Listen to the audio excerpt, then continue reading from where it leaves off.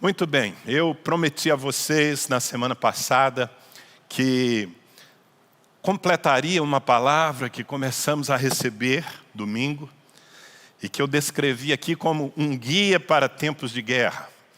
E a proposta é que nós mergulhemos juntos no Salmo 27, como sempre digo, o livro de Salmos é uma fonte tremenda de consolo, de ensino, porque nos Salmos nós encontramos homens de carne e osso, abrindo o seu coração, muitas vezes colocando as suas angústias para fora, mas ao mesmo tempo confessando a sua fé e declarando os argumentos que os fizeram vencer. E o Salmo 27 não é diferente. O Salmo 27 é um salmo de Davi.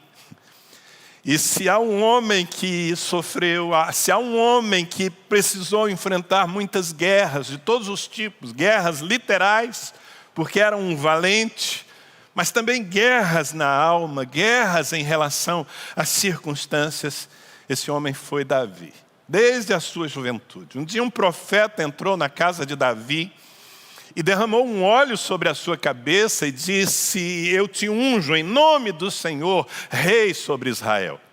E no dia seguinte ele acordou e não havia um trono, e não havia um palácio, e não havia súditos, havia um curral cheio de ovelhas, e em pouco tempo a sua vida se tornou uma fuga, porque por 12 anos esse homem foi perseguido mortalmente por Saul, até que pudesse se tornar de fato o rei de Israel. E nessas angústias, nessas guerras, muitas vezes sentindo-se cercado, ele escreveu coisas maravilhosas que nos consolam.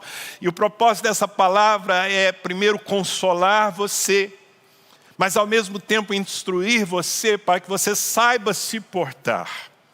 Eu defini o Salmo 27 como um guia para tempos de guerra, porque é desse contexto que esse homem de Deus fala o que fala. Porque no versículo 3, apenas lembrando um pouquinho daquilo que nós falamos na semana passada, Davi disse: ainda que um exército se acampe contra mim, não se atemorizará o meu coração. E se estourar contra minha guerra, ainda assim terei confiança. É a partir desse background, é a partir desse pano de fundo, uma guerra estourando, inimigos cercando, riscos, perigos, angústias. É a partir disso que esse homem começa a derramar o seu coração em muita sinceridade, nos dando chaves, porque vivemos, acho que todos concordam, vivemos tempos de aflição, vivemos tempos de uma verdadeira guerra, guerra de informações, guerra que ataca as nossas emoções, uma guerra sanitária que sacode as nações do planeta Terra e que de alguma forma também nos ameaça, muda a rotina das nossas vidas, muitas vezes traz assaltos ao nosso coração. Mas no meio de tudo isso nós podemos estar firmes. É um dia mau, é verdade, é um dia mau, como descreveu o apóstolo Paulo. Mas se nós estivermos firmes no Senhor, se nós estivermos revestidos da armadura de Deus, nós podemos resistir no dia mau, podemos enfrentar a guerra e vencê-la. E podemos sair, não apenas sobreviver, mas sair melhores quando tudo passar. E nos segredos que Davi foi compartilhando nessa passagem bíblica, eu já falei de alguns. O primeiro deles sobre dominar o medo com argumentos de fé. Ele falou sobre isso no versículo 1, ao dizer para si mesmo: o Senhor é a minha luz e a minha salvação, de quem terei medo. Falei da importância de nós estarmos conectados, apegados à casa de Deus, e nós não dispersarmos. Porque Davi no versículo 4 diz: uma coisa peço ao Senhor e a buscarei, que eu possa morar na casa do Senhor todos os dias da minha vida. Esse homem sabia que o ambiente da casa de Deus era o ambiente mais seguro. E por isso ele busca, ainda que haja tantos problemas, a sua prioridade não é se livrar dos problemas. A sua prioridade é ter um lugar na casa do Senhor. Falei também sobre preservarmos a linguagem do louvor, não permitir que os nossos lábios sejam instrumento de pessimismo, de murmuração, de incredulidade. No meio da guerra, no versículo 6, Davi diz: no seu tabernáculo oferecerei sacrifício de júbilo, e cantarei e salmodiarei ao Senhor. E eu falei também, estou aqui lembrando, e aqueles que estavam comigo no domingo passado, mas também dando a oportunidade para os que não estavam, para pegar o fio da meada. Falei sobre nós buscarmos a face de Deus, mais do que o livramento de Deus. Quando nós estamos aflitos, muitas vezes nós concentramos toda a nossa busca, ainda que seja a nossa busca espiritual, as nossas orações, em nos livrar do problema, ou pedir que Deus nos livre do problema. Mas há algo que pode ser mais rico do que simplesmente o livramento. No versículo 8, o salmista diz: ao meu coração me ocorre, buscai a minha presença. E ele diz: buscarei, pois, Senhor, a tua presença.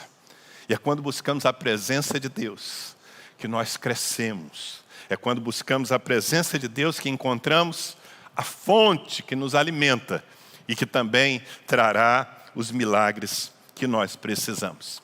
Agora, eu quero seguir mergulhando nessas palavras tremendas e trazendo da parte do Senhor conselhos ao seu coração. Independente do que você esteja vivendo, acho que todos nós nos encaixamos nessa figura do homem que está cercado, que tem muitos inimigos à espreita, que está correndo certos riscos todos os dias, muitas vezes angustiado, uns mais, outros menos, mas todos estamos assim. Se não é uma enfermidade, é a preocupação com as contas, é o desemprego, enfim, as coisas que estão nos afligindo nesse tempo específico. E como é que a gente vence? Eu quero lhe dar novos conselhos nessa noite. E o primeiro deles é o seguinte: não compare o amor de Deus com o amor de ninguém mais.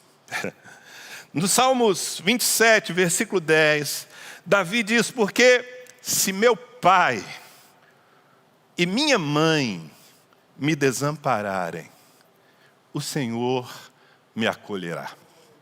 Se meu pai ou minha mãe, eu acho que ele puxou assim na memória as pessoas que mais o amavam, as referências de amor humano mais nobres, mais altas que ele tinha.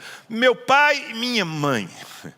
Mas ainda que eles me desamparem, o Senhor nunca o fará, o Senhor me acolherá.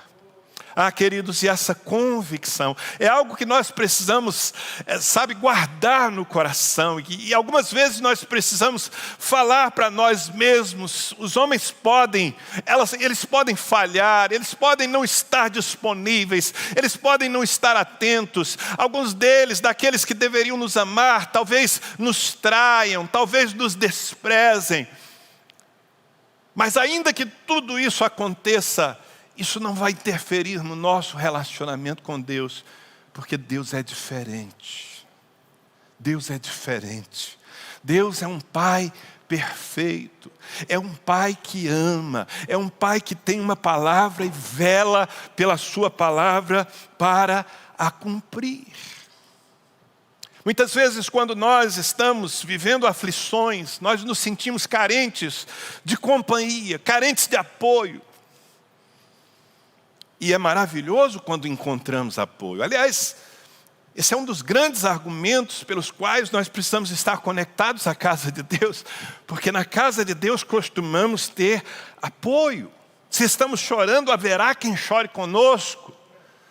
Se estamos felizes, haverá quem celebre conosco. Mas temos que admitir que às vezes, seja por estarem distraídos, por estarem ocupados com seus próprios problemas, ou seja, por terem chegado aos seus limites, os homens não têm tudo o que nós precisamos. E às vezes sentimos essa carência de amor. Isso pode chegar a raias muito mais sérias, porque quando somos traídos, quando somos perseguidos, quando somos injustiçados, quando somos esquecidos. Isso marca a nossa alma, isso nos fere. E eu sei que há muita gente que já serviu a Deus e hoje está fora porque foi ferida mesmo no ambiente da casa de Deus. Mas não pelo Senhor. O problema é que nós permitimos que frustrações que temos com pessoas se transfiram para a imagem de Deus em nosso coração. E quando a imagem de Deus, ouça, Deus é perfeito. Se você tem uma percepção negativa, por mínima que seja de Deus, isso tem a ver com a imagem que você guardou e não com a realidade, porque Deus é perfeito, Ele é perfeito em seus caminhos, mas Ele é também perfeito em seu amor e em sua aliança conosco. E nós precisamos guardar isso em nosso coração, porque se perdermos a base da fidelidade do amor de Deus, nós ficamos sem chão. Por isso Davi dizia: ainda que meu pai e minha mãe me desamparem, ainda que as pessoas que mais me amem voltem as costas para mim, o meu Deus me acolherá. Ele nunca falhará, Ele nunca virará as costas para mim. Ai, que consolo é nós termos a certeza da presença, do acolhimento, do abraço, da direção do Senhor em qualquer circunstância que nós estejamos vivendo. Eu me lembro de um momento muito difícil da minha vida. Nós havíamos plantado uma igreja em Belém do Pará, eu digo nós, a minha família, meus pais e algumas outras pessoas, família da Mônica também. Aquela igreja nasceu, foi ali que eu servi primeiramente, e aquela igreja me enviou para Ribeirão Preto. Um tempo depois ela ficou sem pastor e eu tive que pastoreá-la de longe. E nesse tempo a minha mãe foi muito importante, minha mãe que já está celebrando a eternidade com o Senhor. Mas naquele tempo ela foi importante porque ela foi uma âncora ali naquele rebanho, cuidando enquanto um pastor chegasse. E finalmente enviamos um pastor. E um tempo depois, uma parte do rebanho se desgostou com aquele pastor e se levantou contra aquele pastor. E nós tínhamos então uma situação difícil, uma igreja que estava se dividindo, uma parte do rebanho que não aceitava a autoridade do seu pastor. E aquele homem me chamou e disse: Danilo, você precisa vir aqui, você me colocou aqui, e você precisa vir aqui porque você precisa julgar entre eu e essas pessoas. Se você entender que eu estou errado nas posições que estou tomando, então eu vou embora daqui. E era o que aquele grupo pleiteava. E eu fui acompanhado pelo meu companheiro muito sábio, César, que é pastor da nossa igreja filha lá em Valência, Espanha, já há muitos anos. Naquele tempo ele estava aqui. E nós passamos alguns dias em Belém, conversando com as pessoas, ouvindo, tentando produzir um ambiente de paz, mas sem sucesso. E ao final daqueles dias, a conclusão a que chegamos, e eu com muita certeza no coração, é que, embora naquele ambiente de tanta guerra, não havia nada que desqualificasse aquele pastor, nada que pudesse justificar tirar o cajado dele. Ainda que tenha havido erros de todos os lados, você sabe que quando nós damos lugar à carne, não importa se somos ovelhas ou pastores, nós acabamos pecando, ferindo pessoas, e foi o que aconteceu de todos os lados ali. Mas ao final daquele tempo de muita oração, eu reuni aquele grupo de pessoas, entre eles meus pais, e eu disse: vocês estão errados. Eu entendo muitos dos argumentos que vocês têm, mas esse homem é um homem de Deus. No meio dessa crise toda, algumas atitudes não foram as melhores, mas ele é um homem de Deus. Deus o trouxe para cá. O cajado que está na mão dele foi dado pelo Senhor. E ele vai continuar pastoreando essa igreja. E vocês precisam tomar uma decisão. Vocês precisam se submeter a esse cajado, amar esse pastor. Ou então vocês precisam sair daqui. Porque vocês não podem ser uma oposição ao ministério. E amados, eu estou contando isso e é fácil contar isso hoje. Mas eu estava falando com pessoas amadas, eu estava falando com os meus pais. E eles não conseguiam naquele momento entender a minha posição, que não era uma posição política ou de conveniência ou sentimental, era uma posição bíblica. Eu sou servo da palavra, dos valores de Deus. E assim, boa parte daquele grupo, se não todo, saiu daquela igreja. E o pior para mim não foi aquele momento de tanta tensão, mas os meses que se seguiram. Porque o meu pai especialmente, que era e continua sendo, graças a Deus, até hoje, com seus 85 anos, vai completar agora com a graça de Deus essa semana. Ele sempre foi uma fonte muito clara e abundante de amor sobre a minha vida. Nunca tive dificuldade em entender o amor de Deus por mim, porque eu tinha o meu pai de carne e osso que refletia tanto desse amor. Mas naqueles meses que se seguiram, ele ficou com seu coração machucado, por não entender a minha posição na sua mente. Ele pensava, o meu filho ficou ao lado de um estranho. Ele não deu crédito à minha palavra, à minha versão das coisas. E durante meses e meses, meu pai não conseguia conversar comigo de uma maneira normal, como ele sempre fez, dizendo que me ama. Ele me atendia, falava poucas palavras, demonstrava que estava decepcionado cada vez que eu ligava. Já era difícil viver longe deles. E quando eu desligava, muitas vezes, Mônica, minha esposa, é testemunha disso, muitas vezes eu desligava aquele telefone e eu chorava e eu dizia, Deus, o meu pai que eu amo tanto e que eu sei que me ama, mas agora ele acha que eu sou contra ele. E meus amados, cada vez que eu chorando me apresentava diante de Deus, ele me acolhia. Ele me abraçava, ele me dizia, calma, você fez o que precisava fazer, eu te abençoo, eu te aprovo, espera em mim.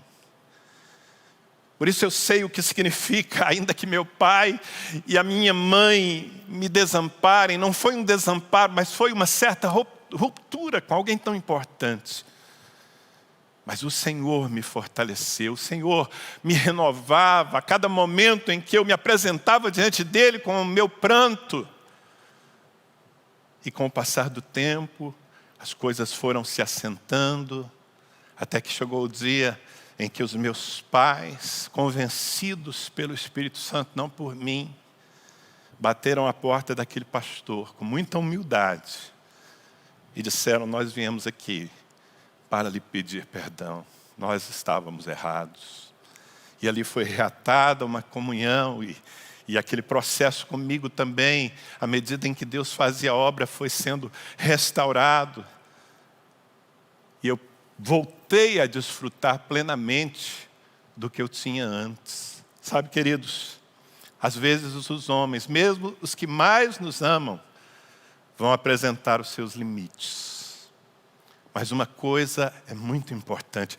Você nunca deve comparar o amor de Deus com o amor de mais ninguém. Porque o amor das pessoas que mais te amam tem limite. O amor da sua esposa, do seu marido, do seu filho, do seu pai, da sua mãe, tem um limite. Porque é humano. Mas ouça, o amor de Deus é ilimitado. O amor de Deus é constante sobre a vida dos seus filhos. E aquilo que Deus fala, Ele promete. Aquilo que Ele promete, Ele garante. Ele é fiel. Descanse o seu coração. Se a guerra estoura e você não percebe que as pessoas que deveriam lhe apoiar agora estão aí, ouça, o seu pai está aí. Eu uso as palavras de Isaías, versículos 15 e 16 do capítulo 49. Acaso Pode uma mulher esquecer-se do filho que ainda mama, de sorte que não se compadeça do filho do seu ventre? Parece impossível uma mãe se esquecer do filho. Mas Deus diz: ainda que esta viesse a se esquecer dele, eu, todavia, não me esquecerei de ti. Eis que nas palmas das minhas mãos te gravei. Uau! Todos os dias Ele olha e lê o seu nome, e se lembra de você. Esse é o seu Deus. E a consciência, e não apenas a consciência, mas o desfrute dessa verdade, dessa paternidade constante, desse amor que não vai mudar de ideia amanhã, nos sustenta no meio das guerras, das solidões, dos medos. Ainda que estoure contra mim a guerra, o amor do meu Pai, do meu Pai Celestial, estará fluindo sobre a minha vida. Uma outra coisa que esse salmo nos ensina é andarmos pelo caminho reto do Senhor. No versículo 11, Davi ora dizendo: ensina-me, Senhor, o teu caminho e guia-me por vereda plana por causa dos que me espreitam. Sabe, quando nós estamos aflitos, quando nós estamos em aperto, é comum que nós busquemos uma saída, e há muito risco nisso, porque às vezes as saídas são atalhos que nós criamos, ou que até mesmo Satanás nos apresenta, e que com facilidade, para nos ver livres daquela situação, nós aceitamos sem discernimento. Por isso é tão importante, querido, que em qualquer momento da vida, mas especialmente em tempos de guerra, que você aprenda a fazer essa oração: Senhor, ensina-me o teu caminho, me guia.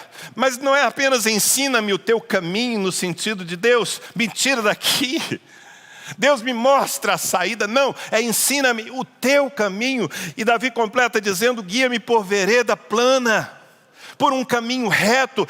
Eu não quero criar caminhos tortuosos, eu preciso ser guiado.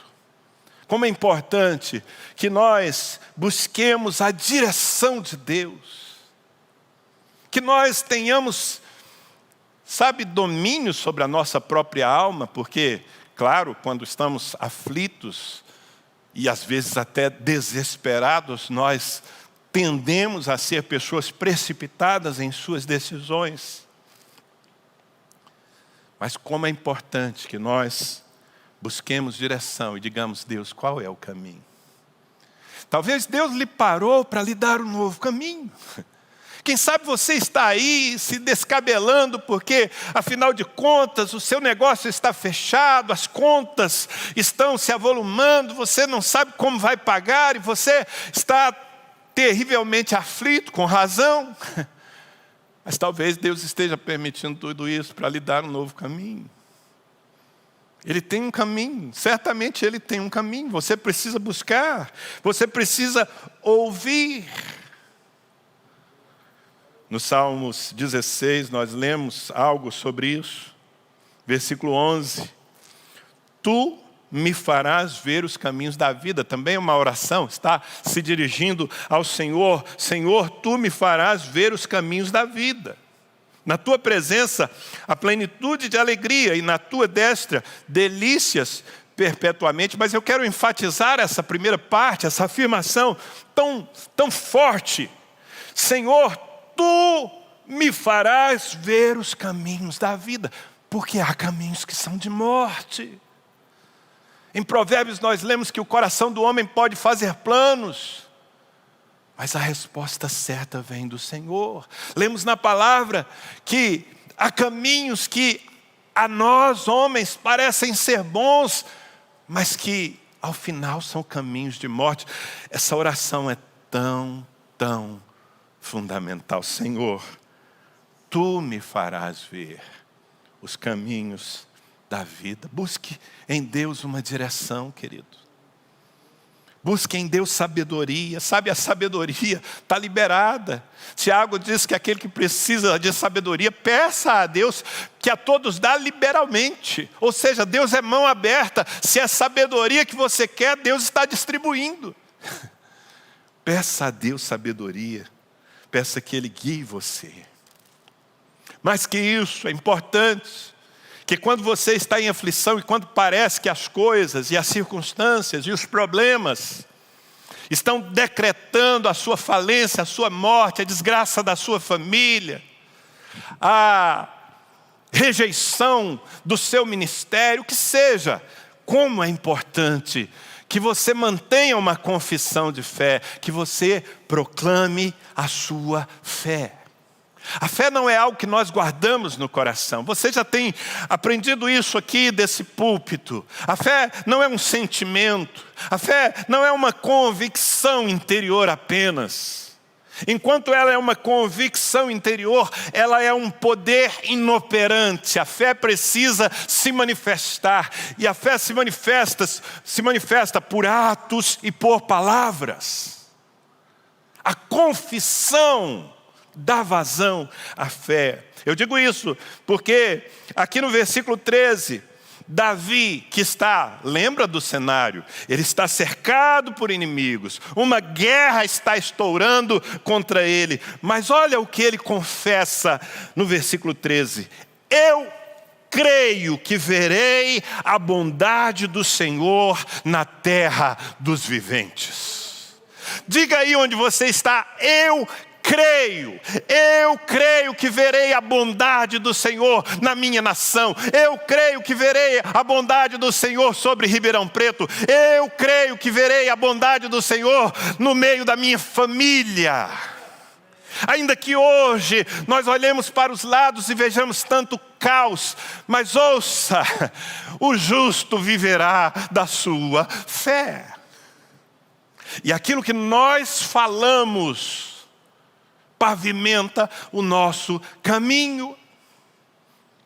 Então, como você já aprendeu aqui, quando você abre a sua boca em murmuração, em queixas, quando você dá vazão às vozes que vêm do mundo, que são vozes de morte e de falência e de desespero, sabe o que você está fazendo? Você está preparando esse caminho para si mesmo.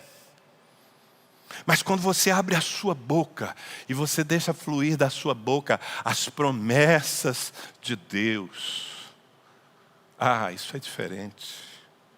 Porque as promessas de Deus verbalizadas, é aí que a gente vira profeta. Sabe, é quando você tem uma situação caótica, mas dentro de si você tem uma palavra que veio do eterno. E quando você abre a sua boca e libera essa palavra, você está exercendo fé, mas na verdade o poder criativo de Deus está tendo vazão. Por isso, eu digo que de certa forma, nós podemos prever o futuro das pessoas, observando o que elas falam. O seu futuro é o que você fala, para o bem ou para o mal. Porque o que a gente semeia, a gente colhe, e palavras são sementes. Por isso você precisa tomar a decisão que tomou Davi, de proclamar: eu creio que verei a bondade do Senhor. Talvez naquele momento não fosse possível ver a bondade de Deus, as circunstâncias estavam turvando essa realidade que nunca muda. Mas o que ele está dizendo, de certa forma, é que as coisas mudariam. E ele está liberando o poder dessas mudanças através do que ele diz. Você entende isso, querido? Eu creio que muitos de nós precisamos reprogramar a nossa comunicação. Que nós precisamos abrir a boca para falar o bem. Estamos num tempo em que protestar, reclamar, contradizer, parece que torna as pessoas importantes. E é justamente esse espírito que levou a nossa nação para o lugar onde ela está, de tanta divisão e confusão. Nós precisamos ser assertivos em declarar o que Deus diz. Porque o que Deus diz é, ainda que não pareça, prevalecerá, acontecerá.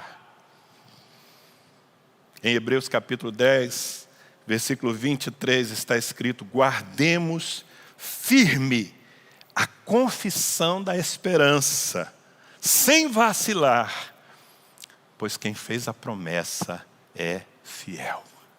Uau! Guardemos firme. Eu entendo que essa exortação é porque nós podemos perder a confissão da esperança. Nós podemos ser tão contaminados pela confissão da morte, sabe, da tragédia, da desgraça, do desânimo, que nós percamos o que há de mais especial em nós, a confissão da esperança. O escritor aos Hebreus diz que a gente precisa guardar sem vacilar. E nós temos um motivo para guardar a nossa confissão. A nossa confissão é baseada nas promessas. Mas promessas de quem? De um político? Promessas de um homem que pode mudar de ideia? Não, promessas de Deus. Aquele que prometeu é fiel para cumprir. Confesse isso todos os dias diante dos seus problemas. Eu posso ir um pouco mais adiante com você, certamente, né?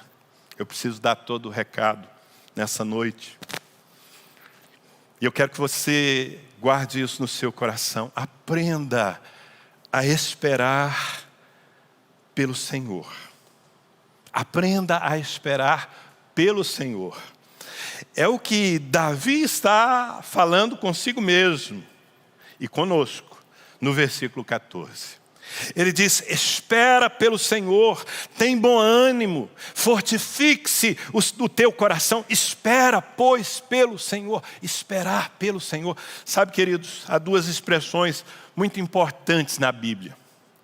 Uma é esperar no Senhor, e ela significa esperar em comunhão com Deus. Se eu tenho que esperar, é melhor que eu espere no Senhor. É melhor que eu mantenha a minha comunhão com Ele. É melhor que eu esteja crescendo nele enquanto algo não acontece. Vai acontecer, mas enquanto não acontece, eu espero nele. Mas há uma outra expressão que é a que Davi usa aqui no versículo 14. E essa expressão é espera pelo Senhor. Esperar pelo Senhor significa: entenda que Deus tem o seu tempo.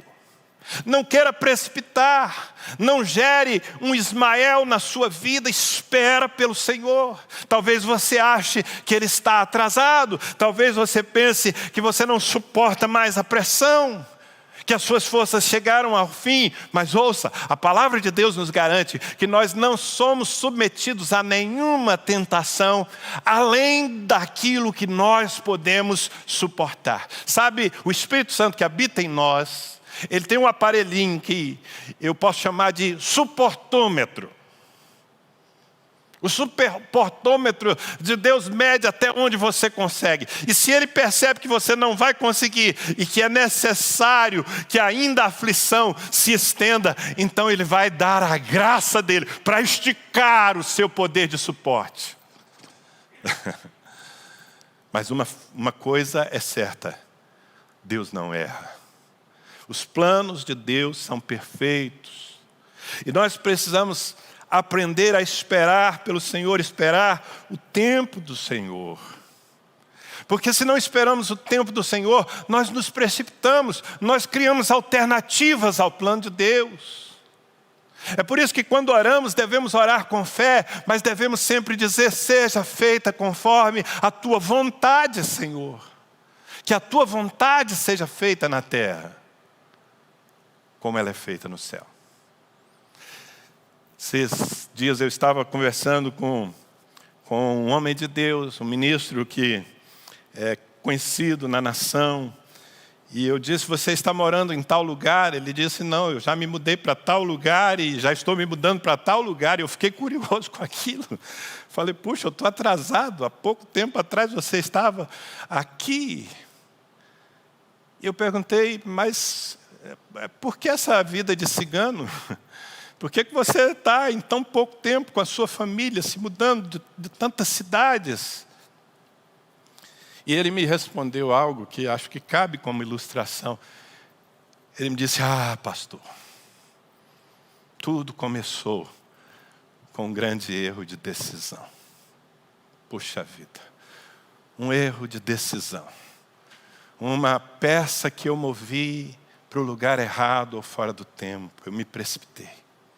Quantas vezes nós estragamos muito do plano de Deus na nossa vida, porque não sabemos esperar pelo Senhor, temos pressa e como Deus não chega para fazer do nosso jeito, nós fazemos do nosso jeito e ouça, o nosso jeito não tem garantia. O seu jeito é mercado paralelo. La garantia sou eu. Mas quando Deus te guia, Ele garante. Por isso espera pelo Senhor. Olha o que diz Provérbios, capítulo 20, versículo 21. A posse antecipada de uma herança, no fim não será abençoada. Não digas, vingar-me-ei do mal. Espera pelo Senhor e Ele te livrará. São duas frases que parecem não ter conexão, mas se você perceber, o pano de fundo é o mesmo. A posse antecipada, querer acelerar processos, querer desfrutar de algo que não é para agora, isso não é abençoado. E ao mesmo tempo Ele está dizendo que quando nós não esperamos pelo Senhor, quando nós queremos fazer com a nossa própria força, então nós perdemos o livramento que vem de Deus. Dá para guardar isso no coração? Deus não está atrasado. Puxa, pastor, mas já se vai mais de um ano nessa pandemia. Nós achamos que entraríamos em 2021... sabe, fazendo nossas festas. O nosso Deus tem um plano perfeito. Confia nele. Espera pelo Senhor. O tempo de Deus vai chegar. E enquanto isso, espera pelo Senhor, mas espera nele. Amém? E fazendo assim, você pode cumprir o próximo conselho que eu tenho para te dar, que é o conselho de manter o seu ânimo. Mantenha o ânimo. No versículo 14 que nós lemos, eu quero mostrar, enfatizar essa expressão. Davi diz, espera pelo Senhor e tem bom ânimo. Aliás, tem bom ânimo é uma expressão que nós encontramos na palavra do começo ao fim. É a expressão que os homens de Deus do passado recebiam, é a expressão que Jesus nos deixou como legado. Por quê? Porque é tão necessário repetir isso para os crentes, para os homens. Tenha bom ânimo. Sabe por quê? Porque é tão fácil a gente desanimar. É tão fácil a gente entregar a mente e o coração aos argumentos do não vai dar certo, do eu não tenho mais condição, eu não tenho mais força, eu não aguento mais. E quando nós nos submetemos a esse tipo de pensamento ou sentimento, de fato, nós perdemos o vigor, porque ânimo é vida, ânimo é força. Sem ânimo você não levanta da cama para trabalhar, sem ânimo você não dobra os seus joelhos diante de Deus. E há muitas pessoas que estão dominadas pelo desânimo. Mas aqui a palavra do Senhor está nos dizendo, você está em guerra, ok, os inimigos estão à sua volta, ok, mas não perca o seu ânimo. E onde é que eu me abasteço disso? Bem, aí eu tenho que voltar lá atrás, fortaleça-se no Senhor e na força do seu poder. Jesus Cristo mesmo nos disse em João capítulo 16, estas coisas vos tenho dito, para que tenhais paz em mim. No mundo passais por aflições, mas tende bom ânimo. Eu venci o mundo. A maioria de nós sabe dizer decorado esse texto bíblico que é tão repetido nos púlpitos, Mas precisamos mais do que saber, precisamos praticá-lo. Ainda que passemos pelas aflições inevitáveis, necessárias inclusive para nos formar, para nos tornar pessoas resilientes, confiantes em Deus. Ainda que passemos, nós podemos e precisamos guardar o nosso ânimo. E Jesus dá o argumento: eu vivi tudo o que você viveu, tudo o que você está passando eu já provei. E sabe qual é a notícia, filho? Eu venci o mundo. Está implícito, você vai vencer também. Tenha bom ânimo. Queridos, por fim, eu preciso lhe dizer, e talvez isso seja assim o nó que ata todas as outras coisas que dizemos até aqui. Em tempos de guerra, em tempos de aflição, é fundamental que você fortaleça a sua vida espiritual. Ainda no versículo 14, espera pelo Senhor, tem bom ânimo e fortifique-se o teu coração. Você precisa se fortificar, se fortalecer no Senhor. Sabe, talvez alguns de nós estejamos tão preocupados com áreas importantes da nossa vida que nós tenhamos deixado de lado a principal. Talvez você seja um profissional, um empresário, alguém que está vivendo as aflições desse tempo, comércio fechado, desemprego, e você esteja gastando toda a sua energia em fortalecer o seu negócio, em prover meios para que as coisas não descambem. Talvez você esteja tão preocupado com a enfermidade que você decidiu criar juízo. Está sendo, assim, um bom efeito colateral da quarentena e da pandemia. Muita gente criou juízo. Então você está se cuidando, você está comendo melhor, você está se exercitando. Que bom, ótimo, isso é importante. Mas não pense que ter uma boa saúde naquilo que depende de si vai garantir vitória. Isso não é o suficiente. Há algo que é mais importante que o seu físico, há algo que é mais importante do que a sua saúde financeira. Há algo que é mais importante até mesmo do que a saúde relacional da sua família. Não se escandalize, eu vou justificar a minha afirmação.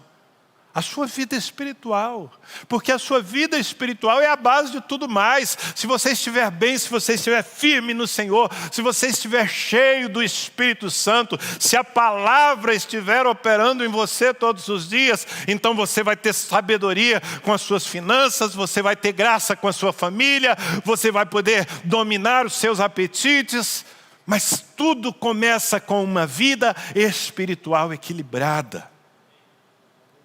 Por isso é tão importante que nós priorizemos fortalecer-nos no Senhor, buscar a Deus em oração, nos alimentar da palavra. Sabe, eu conto aqui para vocês, acho que já falei isso algumas vezes, um dos grandes ganhos que eu e a minha família tivemos nesses últimos meses foi manter a nossa casa mais em silêncio. Era comum nós, e principalmente eu, talvez eu mais do que os outros, chegar, ligar uma televisão, normalmente num canal de notícias ou num canal de esportes. Mas ultimamente as notícias são tão ruins, são tão assustadoras e tão manipuladas que eu fui diminuindo até sem perceber, e agora raramente a nossa TV está ligada. E nós ganhamos com isso. Sabe por quê? Porque quando as distrações são diminuídas, o que acontece é que nos sobra tempo para buscar na fonte, e nós estamos lendo mais a palavra, nós estamos lendo mais bons livros, nós estamos tendo mais comunhão com Deus. Fortifique-se o teu coração. Eu leio um último texto antes de nós cantarmos uma canção juntos e orarmos aqui, mas que está no mesmo espírito. O apóstolo Paulo, escrevendo aos Efésios, no capítulo 6, que é um outro manual de guerra, só que ali o foco é a guerra espiritual, a guerra realmente contra os demônios, contra o império das trevas. E no versículo 10 e versículo 11, Paulo diz assim: quanto ao mais, sede fortalecidos no Senhor e na força do seu poder, revestivos de toda a armadura de Deus, para poderes ficar firmes contra as ciladas do diabo. Mas o foco é: fortaleça-se. Em como? Onde? Fortaleça-se no Senhor, na sua comunhão com Ele e na força do seu poder. Quando você é abastecido, e claro, as vias para esse abastecimento são leitura bíblica, meditação, oração, jejum, adoração, orar em línguas. Amado, você não faz ideia do benefício. O apóstolo Paulo ensinou que aquele que ora em línguas não fala aos homens, porque ninguém o entende. Porque em espírito fala mistérios. Mas Paulo também ensinou que quando oramos em línguas, nós estamos nos edificando a nós mesmos. Ou seja, nos fortalecendo. Gaste tempo todos os dias. Se você não foi batizado no Espírito Santo, ou se você não recebeu o dom de línguas, você tem direito, porque Jesus prometeu: esses sinais seguirão aos que crerem em meu nome. Ele fala várias coisas e entre elas falarão novas línguas. Portanto, o único requisito que você precisa para falar em línguas é crer. Se você crer, receba hoje, agora. E ore em línguas. Gaste tempo orando em línguas, às vezes no meio dos seus afazeres, inclusive. E esses exercícios espirituais e a comunhão com Deus vai lhe dando musculatura espiritual. E mesmo diante das crises, das ameaças, você não titubeia, você não vacila, você não cai. Porque a força do Senhor lhe sustenta. Você pode abraçar essa palavra. Sabe, eu sei que é muita informação, muita coisa. Por isso é tão importante que você depois volte ao Salmo 27. Leia toda semana esse Salmo. Acesse o nosso canal no YouTube, reveja a palavra. Para que essas coisas realmente não caiam no seu esquecimento. Ao contrário, se tornem práticas na sua vida. E assim, nós vamos vencer esse tempo. Não tem guerra que é guerra para sempre. Não tem pandemia que dure a vida toda. Não tem falência que não termine. Vem tempos bons aí. Hoje é domingo de Páscoa. A morte parece dominar, mas no fim a vida ganha. E até lá, até que isso se torne uma realidade palpável em todas as áreas da sua vida, você precisa suportar a guerra. E você tem tudo o que precisa para ser um vencedor. Amém? Vamos adorar a Deus, vamos ser conduzidos nessa canção. Permita que o seu coração se envolva com o Espírito Santo aí onde você está. E logo na sequência eu volto aqui para orar com você. Em nome de Jesus.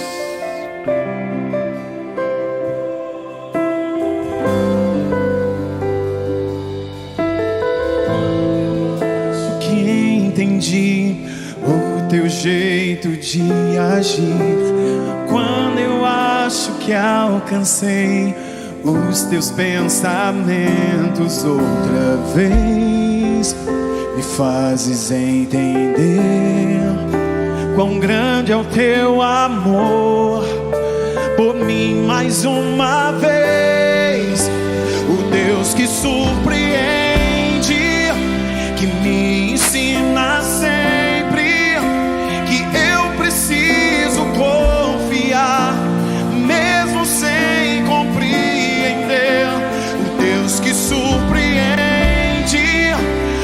dia após o outro, e faz o sol brilhar pra mim, inédito outra vez. Oh, aleluia. Oh, aleluia, Senhor.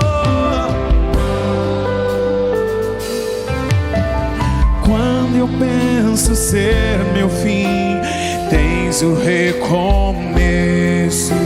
Se este vaso se quebrar, tu fazes novo outra vez, me fazes entender quão grande é o teu amor por mim mais uma vez. O Deus que surpreende, que me ensina sempre que eu preciso confiar, mesmo sem compreender. Deus que surpreende, um dia após o outro, e faz o sol brilhar pra mim, inédito outra vez. Eu me rendo a ti, Senhor, faz prevalecer o teu querer, pois tudo que eu preciso está em ti. O Deus que surpreende, que me ensina sempre que eu preciso confiar, mesmo sem compreender. O Deus que surpreende, um dia após o outro, e faz o sol brilhar pra mim, inédito outra vez. Aleluia. Inédito outra vez. Cada dia é um dia na presença do Senhor. Mesmo o dia mau acaba sendo bom, porque no dia mau a gente aprende, no dia mau a gente cresce, no dia mau a gente reconhece os limites que tem, mas no dia mau a gente depende de Deus, e quem depende de Deus encontra o poder e a graça. Deus é fiel, querido. Deus é fiel. Ele não é uma ideia, Ele não é uma doutrina de uma religião. Ele é o Criador de todas as coisas. Ele criou o universo infinito, Ele criou você pequenininho assim. Tão aparentemente, na verdade, indefeso, né? Mas esse Deus que nos criou pequenos e indefesos, Ele nos amou de tal maneira que Ele se fez pequeno, que Ele encarnou, viveu a nossa vida, enfrentou as nossas guerras. Você acha que você está sofrendo? Sim, talvez você esteja passando pelo tempo mais difícil da sua vida. Jesus te compreende. Jesus passou por isso. Solidão, Ele passou por isso. Doença, a Bíblia diz que o Pai o fez enfermar na cruz. E justamente porque Ele viveu, Ele se compadece. Mas Ele não é apenas um Deus solidário. Não é apenas um Deus que sofre com os seus filhos. Porque se fosse apenas um Deus que sofre, não seria um Deus. Ele é o Deus que vence os nossos inimigos. E é esse Deus que nós servimos. É na sua presença que nós devemos descansar. Amém. Eu quero orar com você, mas eu quero, antes de orar, eu quero desafiar você que se afastou do Senhor. Você que até se apresenta talvez como um crente, mas você está longe de Deus, você se afastou da igreja. Volta para o lugar de onde você nunca deveria ter saído, a sombra do Todo-Poderoso, a casa do Senhor. Volta agora, arrependa-se. Você não tem como prevalecer na guerra sozinho. Talvez você esteja participando desse culto, achando que caiu de paraquedas aqui, ou que alguém assim, por coincidência, lhe fez um convite, lhe chamou, e até hoje você não fez uma aliança com Jesus. Faça essa aliança agora. Faça uma oração aí onde você está. Ah, mas eu nunca orei. Diga: Jesus, eu preciso de você. Eu quero te receber como meu Senhor e Salvador. E se você fizer isso agora, Ele vai mudar a sua vida a partir de hoje. Mas não fique sozinho na sua fé. Nós queremos ajudar você a crescer. Estamos colocando aqui na tela, eu creio que o nosso pessoal da técnica pode colocar aqui, como você pode fazer contato conosco. Um número de WhatsApp onde você pode dizer: eu estou recebendo Jesus, o que eu faço agora? Nós vamos fazer contato com você ainda nesses próximos dias. Amém? Porque é que a guerra está aí, que os inimigos estão aí, isso não há como negar. A questão é como é que nós enfrentamos tudo isso. Nós temos na palavra de Deus um guia para as nossas guerras. Coloque o seu coração, coloque os seus problemas, coloque as suas aflições diante do Senhor agora. Eu quero orar por você. Pai querido, Tu és lindo, Tu és maravilhoso. Nós Te amamos. Como é que nós poderíamos passar pelo que estamos passando sem um Pai bondoso, fiel, poderoso como o Senhor? Nós fazemos confissão da nossa fé. Mais uma vez dizemos: esperamos tempos melhores. E essa esperança não está na sorte, está num Deus fiel. Tu és Deus fiel. Trazemos diante do Senhor todas as nossas aflições, tudo aquilo que nos ameaça, Senhor, colocamos aí aos Teus pés e decidimos descansar o nosso coração. Eu peço que o Senhor fortaleça aquele que desanimou. Agora, meu Deus, cura o que adoeceu. Agora, Senhor, glorifica o Teu nome com milagres agora. Pai, visita os hospitais, as UTIs, onde há alguém por quem o intercessor tem gemido. Agora, Senhor, faça esse milagre. Meu Deus, fortalece o Teu povo e ajuda-nos a crescer nesse tempo de tanta guerra, que nós não desperdicemos a oportunidade de nos tornar crentes melhores que vivem pela fé. Muito obrigado, Pai. Tu és suficiente para nós. Em nome de Jesus. Amém. Olha, que o amor de Deus, o Pai, eu quero dizer de novo isso, você precisa sentir o poder dessa expressão.